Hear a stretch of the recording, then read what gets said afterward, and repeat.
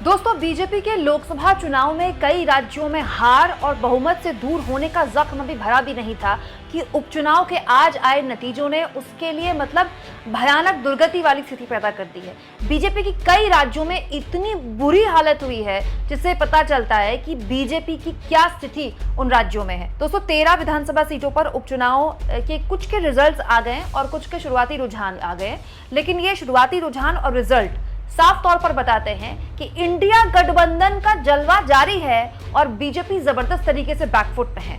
कई राज्यों में तो बीजेपी का सफाया होता दिख रहा है। दोस्तों, रुझानों में सबसे पहले मैं आपको बता दूं वो कौन सा राज्य है जहां बीजेपी को जोर का झटका जोर से लगा है। पश्चिम बंगाल की 4 सीटें हैं। पश्चिम बंगाल की इन 4 की 4 सीटों में दोस्तों बीजेपी पीछे चल रही है। मतलब आप समझ लीजिए दीदी का जलवा ऐसा पश्चिम बंगाल की सीटों पर जारी है कि बीजेपी की यहां भयानक दुर्गति हुई है। दोस्तों, पूरे की पूरी टैली इलेक्शन कमीशन की मैंने आपके सामने खोल दी है। आप देखिए, मैं एक एक करके बताती हूँ। बिहार की सुपौली सीट है, यहां से जनता दल यूनाइटेड यानी कि जेडीयू के उम्मीदवार आगे चल रहे हैं। आप समझ लीजिए कि बिहार में एक तरह से जेडीयू ने लाज बजा ली बीजेपी की। दोस्तों, हिमाचल प्रदेश की देहरा सीट से कांग्रेस के उम्मीदवार आगे चल रहे हैं। हिमाचल प्रदेश की एक और सीट है हमीरपुर, यहां से बीजेपी के उम्मीदवार आगे चल रहे हैं। और नालागढ़ से तो काफी आगे चल रहे हैं हिमाचल प्रदेश के नालागढ़ से हरदीप सिंह बाबा, ये भी कांग्रेस के उम्मीदवार है। आप कह सकते हैं कि कांग्रेस ने जबरदस्त वापसी यहां पर करती हुई दिखाई दी है कांग्रेस।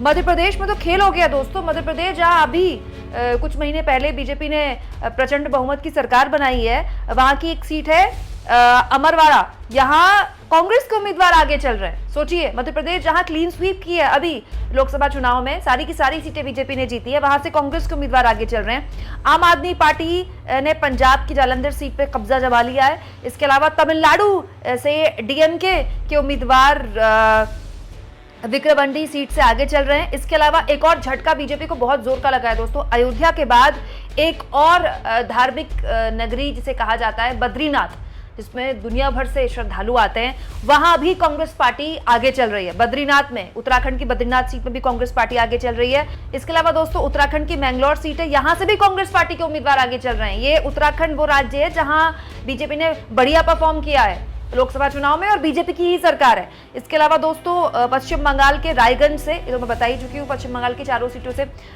तृणमूल कांग्रेस बढ़िया कर रही है और यहाँ भी तृणमूल कांग्रेस लीड कर रही है। तो 4 सीटें मैंने पश्चिम बंगाल की आपको बता दूं। इसके अलावा दोस्तों पश्चिम बंगाल की रानाघाट दक्षिण सीट है, यहाँ भी ममता बनर्जी की पार्टी तृणमूल कांग्रेस आगे चल रही है। इसके अलावा बागदा सीट है, यहाँ भी तृणमूल कांग्रेस आगे चल रही है। इसके अलावा दोस्तों मनिकटाला एक सीट है पश्चिम बंगाल की, यहां भी तृणमूल कांग्रेस आगे चल रही है। मतलब कुल जमा बात आप कह सकते हैं दोस्तों कि इन 13 सीटों में ज्यादातर सीटें इंडिया गठबंधन के खाते में जा रही हैं। और एक बार फिर से जो क्षेत्रीय दल है, चाहे वो पश्चिम बंगाल हो, चाहे वो डीएमके हो तमिलनाडु में, उन्होंने न केवल अपना प्रभुत्व जारी रखा है बल्कि बीजेपी से जहां सीधी फाइट होती है, जैसे मध्य प्रदेश है, यहाँ बीजेपी और कांग्रेस की सीधी फाइट होती है। उत्तराखंड है, यहाँ बीजेपी और कांग्रेस की सीधी फाइट होती है। यहाँ भी जबरदस्त तरीके से कांग्रेस वापसी करती हुई दिखाई दे रही है। महत्वपूर्ण ये कि दोनों राज्यों में बीजेपी की सरकार है तो ये जो जोर का झटका एक बार फिर जोर से लगा है, 4 जून के बाद एक दूसरा झटका आप कह सकते हैं एनडीए को। इस पर आप क्या सोचते हैं दोस्तों? कमेंट बॉक्स में जरूर लिखें और जितना हो सके चैनल को शेयर करें, सब्सक्राइब करें और थैंक्स और ज्वाइन के ऑप्शन से अगर आप चाहें तो कुछ आर्थिक मदद भी चैनल की जरूर करें।